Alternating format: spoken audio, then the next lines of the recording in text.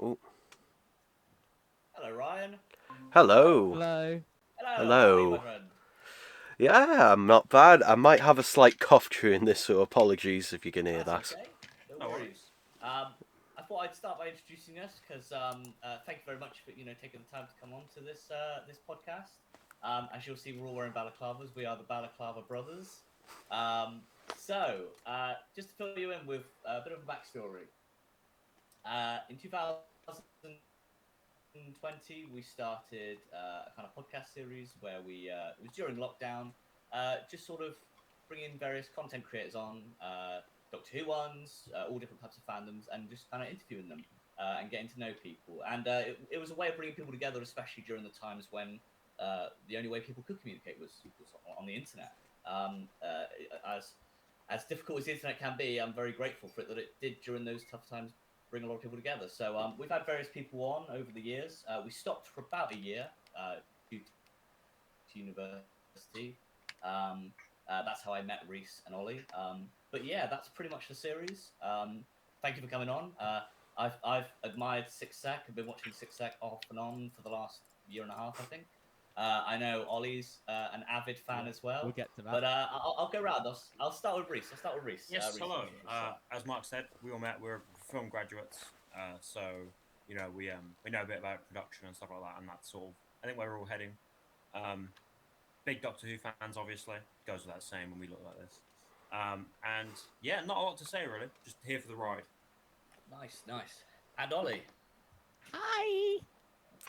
Hello. Hello. Hello, my name's Ollie. I love chocolate, and my favourite band of all time is Nine Inch Nails. And yeah, I love Doctor Who as well. And yeah, all that good stuff. Yeah, I love music as well, hence the record collection.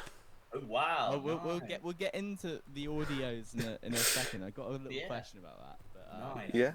But I'll jump straight in first, and I guess introduce yourself, Ryan. Who is Ryan? Good question. I've never quite figured that out. Yeah.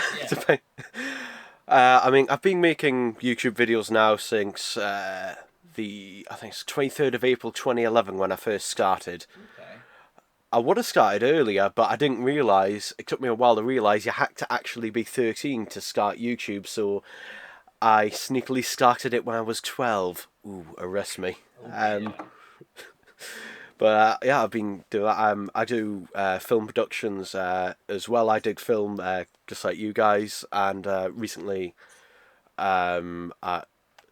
as past month, I've actually helped my sister do some more film. I'm very interested in a lot of the directing side of it. I hate the editing side of it. Yeah, yeah. I mean, fair enough if you enjoy it, but for me, I like to get out there. I mean, and film stuff. I'm actually doing this webcam. It's actually my proper camera that I actually use. It's a Sony ZV-1. But this is Oh, nice. so hopefully this is all looking good, lovely and nice. sharpened, Yeah. you know, Yeah, proper this and is clean. Yeah. so if you've been watching any of my recent videos, they've all been filmed on this. Oh, nice, nice, Ah. nice. Yeah, it's definitely sharper than some webcams you have people on, but yeah. Um, Um, yeah. Did you want to start, sorry, Ollie? you said you studied at university with No, film. I didn't. Oh. Not at uni at sixth form. Oh, Oh, okay. Yeah, okay. cool. Oh, nice. How did you find that? Well, I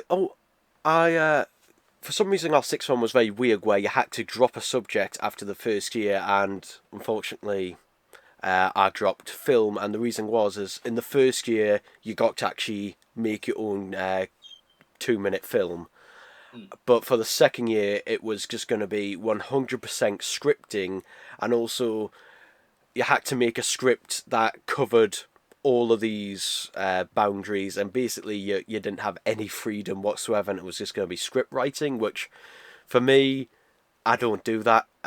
In fact, in every film I've ever done, whether it's a fan project or my own personal films, I never stick to a script. Normally, I'll just have a few notes. So I'm just like, okay, these are the key points that have to happen in this scene. But I like it to be a lot looser, because I find that with that, generally you'll generally get a more natural performance. Yeah, yeah. I feel that like you sort of lay out those beats and then sort of use, whoever's acting in it to. Or a bit of improv. Yeah, or, yeah. yeah, Yeah. So it's very It's quite valuable, yeah. yeah. Mm. Yeah. So, what would you say got you into wanting to wanting to be a content creator? Was it an individual YouTuber or? Well, back in the day, it was people like Batman March. I don't watch him anymore, but Mega Shorts was the one I used to watch all the time, and I thought, you know what, I want to get my opinions out about Doctor Who figures and that, so that's what I did. I started by literally filming them with a webcam, which they look awful, but that's how I just started to just see my opinion, and I kind of learned a bit more as I went along, but also something I do to this day is whenever a figure is released, I will watch the story and compare it to the actual thing itself. Nice. That's sick. Yeah. I've got another question. Unless anyone wants to jump in before me, I don't want to hog the. No, question. you have. I got to say, your taste in content creators is pretty good. I was an avid Batman March watcher back in the day. Don't really Same, watch him yeah. anymore. But Mhm. funny enough, he went to our university like 10 years Oh yeah, he before did. us. So Yeah. pretty cool. Here's a funny thing. If you know the Doctor Who animations, Rob Ritchie, he lives not too far away because I live in Newcastle and he lives in Sunderland, which is about a half an hour drive from me. So he lives actually Okay, pretty yeah. close. And I actually met one of the people who went to school with him, and apparently he was pretty much exactly like you'd think. He was very in his own sort of world of Doctor Who animations, even back Yeah. then. Christ, yeah.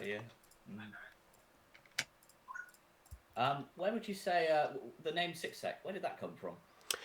So basically, I had to think of a YouTube username, and originally I was just going to call myself Sec, as in Dalek Sec, SEC. But it wouldn't let me have that, so then I thought, well, I'll spell it with a K, and it didn't let me have that, and I just thought the number 6 because it was my favourite number at the time. So I just Yeah. that is literally how it came about. Nice.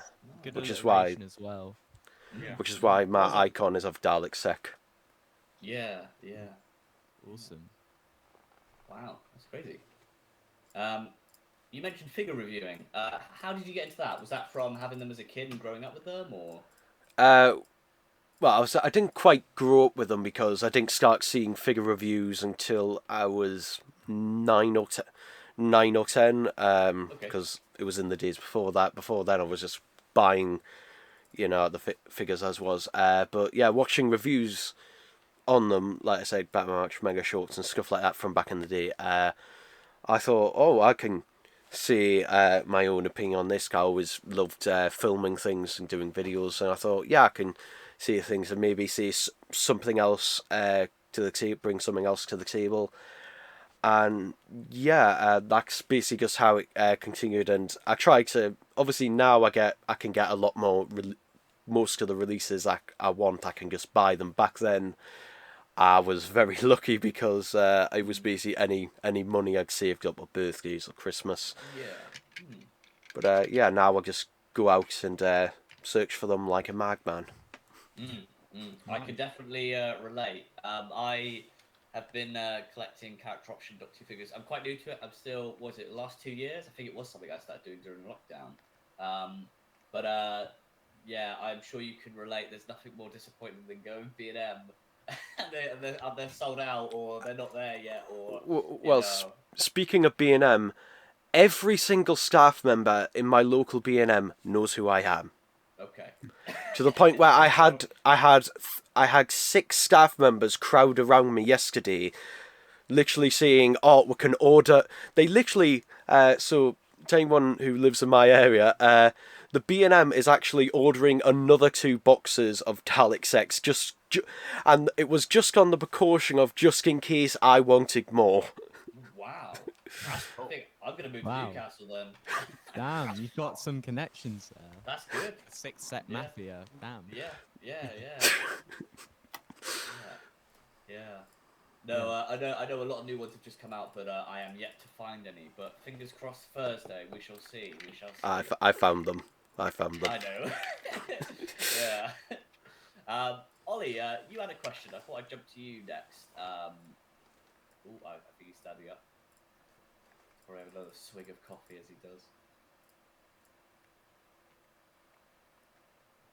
Oh, Sorry about that. So, breaking Just errors news. coming. I just got your gift mark. Oh, did it arrive? Yeah, it's just arrived. you I'll wanna- save it for Thursday. Okay. You're welcome to unbox it on call or another time. Awesome. Yeah. So, sorry. What was I going to say? I was going to. What was your lead in there, Mark? Did you have any questions? Oh, yeah. So, I just wanted to quickly say, you know, you were speaking about like filming action figures and stuff. You know, I can definitely relate to that. I used to do like little stop motions and like little sideshows with like figures as a kid, and like even like you know, I cut like pictures out the paper or magazines which I really liked, and you know, filmed them. And you know, for me, I don't know if you found this the same, but it's you know, it gives you like a lot of practice, like with filmmaking and like shots and stuff like that. So would you say you have become like a better creator, filmmaker, through collecting like figures and? I would say not really through.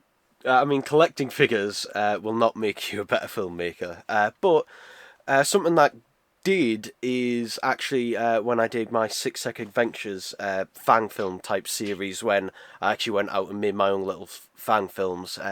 Doing stuff like that, that gave me more experience, because obviously when I film a figure review, it's in a very controlled environment. I can control the lighting, you know, have the best acoustics I possibly can in a bedroom and that. But like, you know, when you go on location and film, basically you don't have control over next to nothing, basically. And the killer for that is basically, you know, sunlight in the UK, trying to match up the sun, because it might go overcast in 5 seconds. I mean, you can have all 4 seasons in a day. But I think doing the figure reviews, I think, I don't know if it would help you in filmmaking other than if you were to say heavily edit them a lot. I personally don't edit my figure reviews that much, and the reason is I go from what I call the red raw method, where it's just literally this is the figure, these are my opinions on it. That's it. Basically, it's a review. It's just a review of the figure. That's the focus. That's basically it. Awesome. Nice, Good answer. nice. Thank you. Yeah. Did you have a question, Reese, at all? Yeah, no, I guess in terms of, you know, because I know me, Ollie, and Mark, you know, we've just finished uni, and we're sort of still looking for our place, I guess, in what we're gonna do with our skills and our passion. I guess sort of, I know where we all want to be headed, but what would you see as your like end goal in terms of your content creation? Like, what's the are you just planning to make like figure reviews forever, or would you like to take a crack at something bigger, for example? Well, I was in terms of making figure reviews, I never plan to stop making them. I mean, that's why when I hit my 10-year anniversary, most people are like, "Oh, I'm surprised Gavel's doing this or something." For me, I just wasn't. Like, as long as stuff keeps coming out, I will keep reviewing it. Generally, in terms of that, I would like to make a film at some point, or even a mini series or something like that. In some cases, I've gone down the route of doing audios on them, and the reason is because obviously same criteria to people like Big Finish. You know, there's no budgetary limits or casting limits for that. So yeah, I would say that would be Okay. an ambition, but I can tell you from experience, it's a very difficult field to get into. Yeah, 100%. Awesome. Yeah. Well, Was that? Sorry, go ahead, Mark. I was going to say, Reese, was ever talking to you in the shot then? Oh yeah, probably. Yeah. He was probably asleep on there, I think. Oh, okay. Was Aw. that Scooby or what's the other one called? It was Scooby. Yeah, Rex is upstairs. Oh, okay, nice. We've asked a lot about figure reviews about Doctor Who, but what is a day in the life of Six Sec? Average day, what are your hobbies? You into sports? No. TV shows? Anything like that? I'm not into sport, clearly. No, it's alright. No. Well, I mean, an average day. I mean, I work from home with my job, and my job entails actually managing a company's YouTube channel and recording interviews and basically Zoom recordings and editing them for various stuff. So that's my job, which is thankfully flexi time. In terms of that, it's most average days, it's basically just around the house. Though every day, around about 5 o'clock in the afternoon, I go to my granny's every day because I go there to make her tea and then come back home. So that's generally your average day for me. In terms of anything else to do, I tend to go out at a weekend and that, just go around the place just to basically get out of the house. I mean, there's nothing that extraordinary, about my life. I mean, I can tell you about yesterday, the story about getting these figures. Yes. Yeah, I mean, I don't know if you've seen the screenshot from last year that I posted, but I posted a screenshot last year where I rang B&M a total of 133 times in a week. Oh, Christ. Okay. So, yeah. 133 times in 7 days. What's Let me work that out. that wasn't just one B&M though, that was multiple ones. Like, Okay, that's about 19 times a day. 19 times a day. yeah, but Gosh. the reason how I got these figures is because what I do is I either ring up or go to like my local store, which is a big one with a garden centre. That's a tip, by the way. If you go to a big B&M with a garden centre, much more likely to get them in. But basically, I gave them the product code and I asked them, when are you going to be getting a delivery? And they said, we're going to be getting a delivery on Sunday. But that doesn't mean they put them out. That means that they've had a delivery on a pallet. Yeah. So when they get to them, they said, we'll probably get to them on Monday. And I gave them my number. In fact, I gave 2 staff members my number. And they said, okay, we'll call you. Now, not every B&M will actually honour that, but this one actually did. Oh, But I went in and they said, oh yes, we seem to have, even though it says on the system we've had a delivery, we haven't found anything in the back. So what we're going to do is order another 2 boxes and have them delivered on Wednesday. And I thought, all right.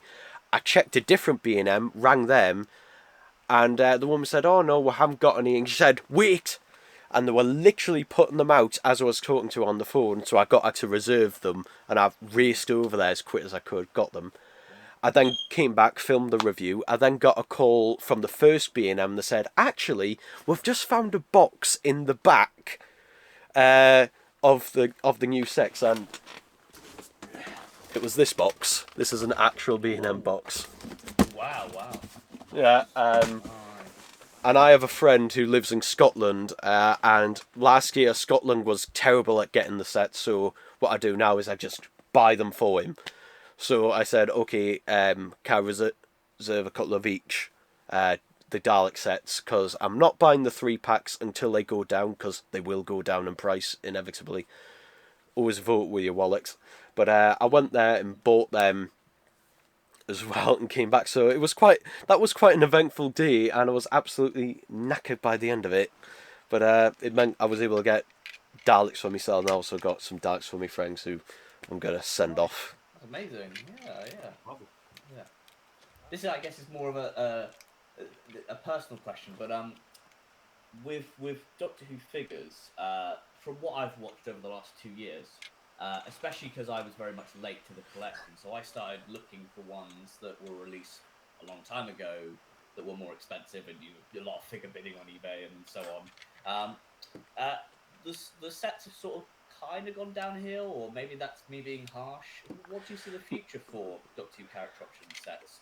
I worried they might not even finish History of the Daleks. I sometimes think, and I go, are we even going to get to Remembrance? No, that's well with History of the Daleks. That's the one line I can say we will get through because the Dalek sets are the one things that are basically equal. Daleks equal money essentially. So, I mean, Yeah, true, yeah. if if character can release a Dalek where there's a factory error with this being silver and that being black at the front, Yeah. I still bought this. And so did a lot of people. So, yeah, with Daleks, I think you're safe to show the 3-packs.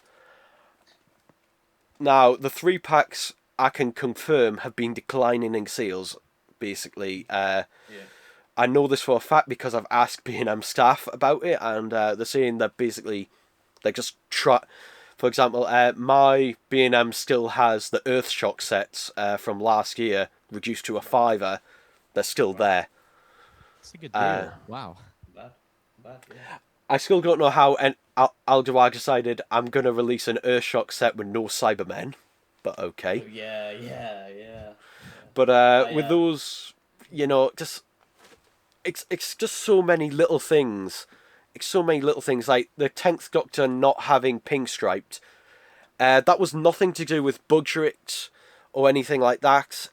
It was basically the unconfirmed reason is basically either it's being a factory error because originally something that was a factory error was meant to have the ball joints, but it didn't. And I think Al-Jawad he seems to focus on figures that he wants or doing variants for the sake of variants. Where, I mean, if he wanted to know what figures people want, go on eBay and search up ones that are, the most highly sought after. Basically, that's basically the way to do it. Yeah. Where's the Anthony Ainley Master? There's only one release of that. It was a Comic Con Yeah. exclusive for crying out loud. I know, Come on, and I've got wake it. up, sheeple, come on! I saw, I think it must have been a Facebook post the other week, but someone was talking about they'd gone into B&M looking for new sets, and they'd stumbled upon a K1 robot for £5, and it's like, what? I remember me and Ollie were searching mad to try and find that when it came out. And Reese, we made a vlog about it. I think I beat them in a deal. Last year, I went into B&M, just a random B&M, and they had the Cohill School set and the Witches Familiar set for 10p each. 10p? Fair enough. Because I asked about it. I said, no, we had one of each. And I said, how come these are so cheap? And they said, well, we found them. They must have fallen back behind the back in the store. And they just found them in the back of the storeroom. And they said, we can't give them away for free. And 10p is the cheapest we can sell anything for, which was actually cheaper than a carrier bag. So, Fair enough. I immediately bought them. But yeah, sometimes you may find that they'll just bring something out and you're thinking, how on earth do you still have any of these? So Yeah. I wonder if they'll do more, because obviously the K1 robot was like a collector figure thing where you buy like 8 and you assemble. it was them, 12 like, different figures I think you had to parts get. each. I wonder if they'll I wonder if Yeah. they'll do that with, like, I know they have the Vespa form, they have the Gelf, right? So I wonder if they'll do more of that and sell them at a premium. Well, Food the for thought. Gelth zombie is rumored to be in the 9th Doctor set. At least that was the rumor, along with a Jade really? figure. Okay. Whether that comes true or not, I don't know, because originally it was said that it was going to be the Green Jumper variant, but it turns out it's a comic book variant. I don't know. Seems to be a lot of comic book variants. It's just like, I don't know why. Cause he said the reason he's doing comic book variants is he was running out of ideas, but then there's like a bunch of ones that people want that you just not release. I don't know. Yeah.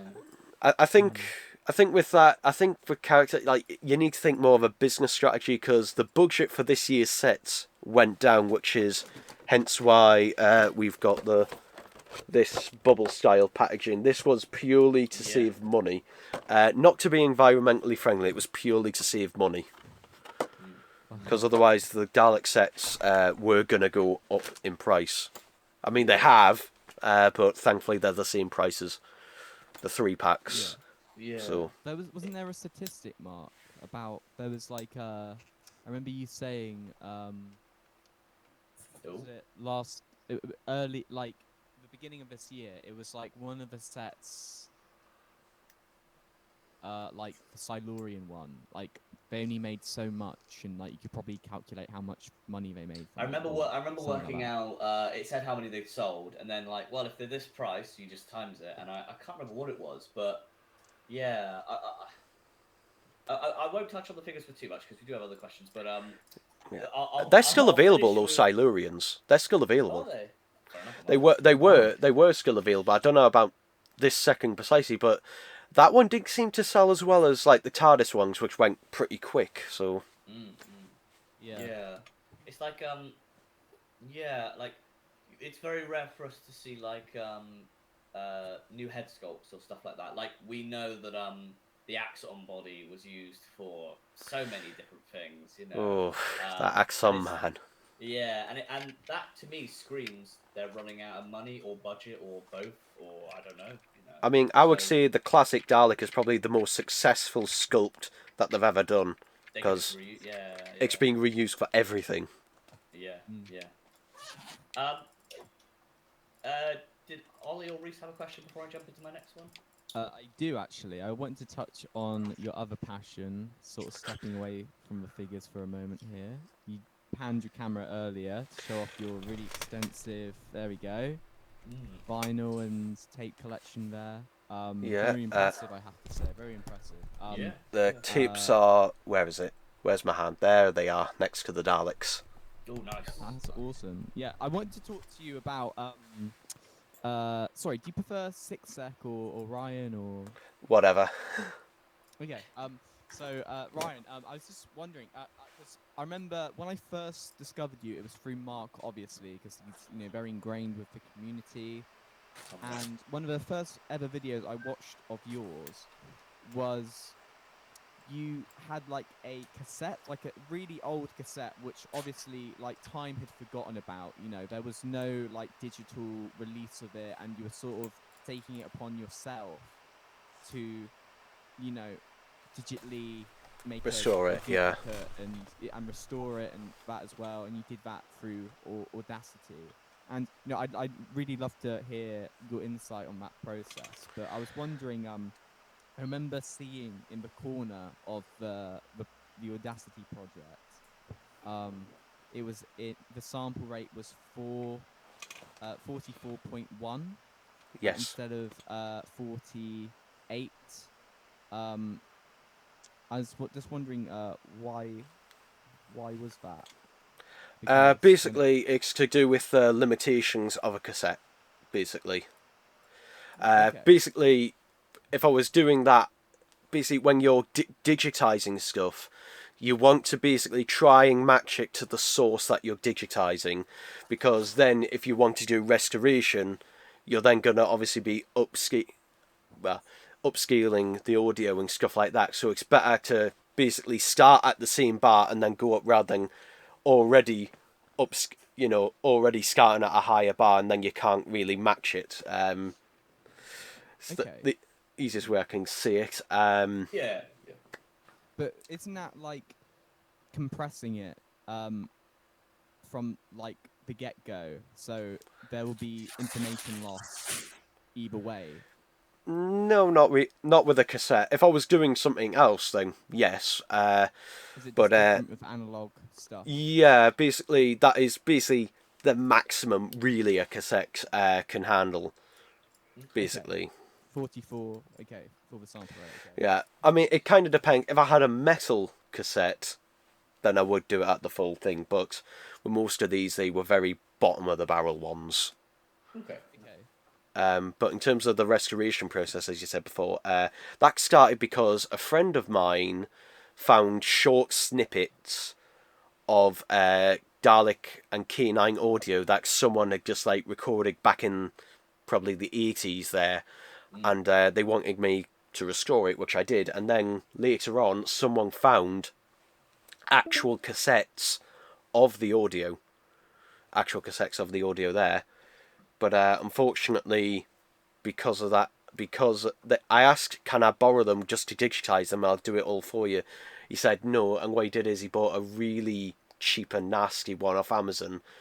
But then he released it, and he actually got annoyed at me for restoring it afterwards. So Interesting. Hang on 1 second. I really like talking with my hands in conversation. yeah, I do that as well. And so excuse this sort of janky setup. He for needs the a time lamp being. mic, doesn't he? Yeah. Yeah, I do. Yeah. I should have brought Big Mine that up. So Oh. essentially, Oh, we've lost the camera. It's all right. I've lost the camera. Yeah. so Keith's essentially, I just wanted to quickly say, earlier on you were talking about editing and sort of like how that's not really your passion, that's not really the direction you want to be heading in creatively, but you're still doing like these audio restorations, which it's still, I guess it's not as involved as like editing a video, but there's still like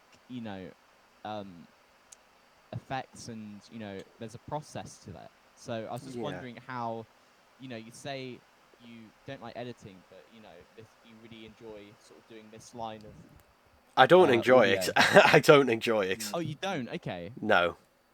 Okay. I do it purely because of preservation and having the best quality version of it possible. That's the reason why I do it. Okay. That's very commendable, man. I have to, pour one out to you, brother. Yeah. Did you have any other questions, Reece? Or should I jump to my next one? We have to... Go ahead for now. I'm still folding laundry. Sure thing. So this is the second before last question. What Right, are also, your... has anyone seen that little notification in the corner of the screen? Yeah, Yeah. ends in Yeah. 8 minutes. Yeah, sorry, yeah. Sorry, what's going on? What's going on over there? It came up for me. I didn't know it came up for everyone else. Yeah, it's so like we do 10 have minutes or something. Yeah, I had no idea that Google Meet did that. That must have been an update within the last couple of months. So it means we have been talking for but either way, 40 minutes. Yeah, something like that. Yeah, but Ollie is starting a cosplay Instagram, and I don't know what your views are on cosplaying, or if you enjoy it, or if you like it or not. But I didn't know if you had any advice for him. Well, just to put it out, that is my actual coat there, which is a Peter Capaldi S-type. So, yeah, not an actual one. That's just a one that looks similar to his. Okay. In terms of cosplay, well, the reason I didn't get into cosplay is, one, it's extremely expensive. I can tell you that. Yeah. Oh, lordy. Do I know that? Yeah, though, I mean, I did get a bargain on a season 16/17 scarf at a flea market for £5. Okay. Because those things are normally about £70. I know because I bought one previously. But also, the problem is with cosplaying that as well is that I'd be too scared to wear it out, outside, because... Got damaged, got damaged, because it was that expensive, basically. It's just like, I don't want to risk, like, taking it out around with me, which is also why, like, if I ever do decide to do a bit of, I call it looser cosplay, like, I don't bring my replica sonic screwdrivers with me, simply because, they cost a lot of money. I don't want them to get broken, so, I know cosplay, I think if you're going to get into cosplay, you've got to be one of two people. Either a person with extremely deep pockets, or you've got to be a person who is able to work with clothes and basically either change things and stuff like that. For example, the Hoovian Chaser, he's able to do slight things and that. He does a lot of cosplay videos. Yeah, good on Dom. Very big fan, Very big fan of him. Yeah, I mean, I do a little bit of sewing here and there, so you know, I'm Mm. more than prepared to sort of, you know, take full grasp of this hobby and have it milk me to the point of me being a husk of a man. That's a little joke there, sorry. But yeah, I do understand what you mean, like, but when you Oh my get like god, bargains like that. I've just seen you fold your clothes, and Oh, nice. It's the exact same Cosplayers shirt. Reese. six. Yeah. Cosplayers Reese, mate. I've got a whole pile of them that I'm giving away. I'm keeping Oh, this one. really? Yeah. Are you giving Anthony that one away? Fantano collection. Yeah, they're two first year uni for me. I'm keeping this one, Yeah. this black and blue one, and I've, this I, yellow one, which I've never worn, but I'm assuming at some point I'm going to need something yellow and awful to wear. So keeping it for them. Yeah. It's your Anthony Fantano cosplay, man. Yeah, Yeah. melon head. But yeah, Yeah. because when you sort of buy like a bargain like that or see something like really cheap, you do get a sort of like rush of an adrenaline, you know. And yeah. there's a friend of mine, Ed Miller. He found like this really nice Ninth Doctor coat from Birmingham Rag Market. So you know, and he sort of got me into cosplay. So yeah, Oh, nice. Yeah. please follow Compton Cosplays on Instagram. That's yeah. Actually, there fair, are- I take my hat off to you, Ollie, for doing cosplay because I just don't have the Yeah. I time don't and know. effort for it.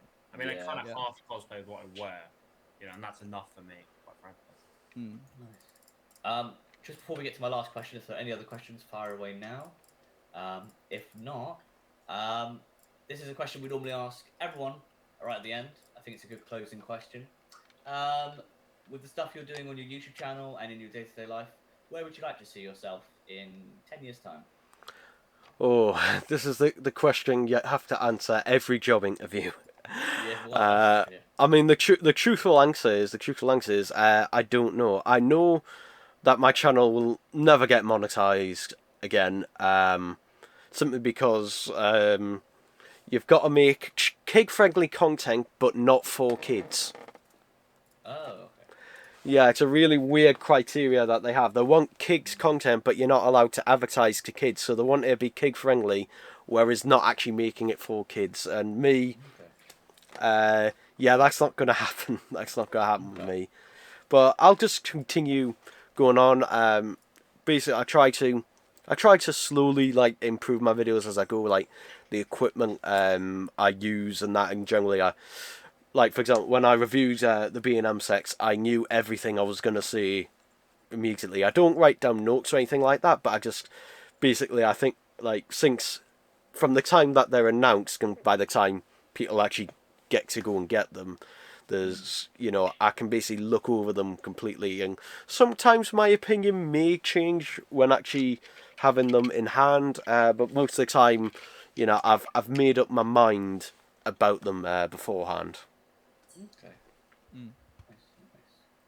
Yeah. But yeah.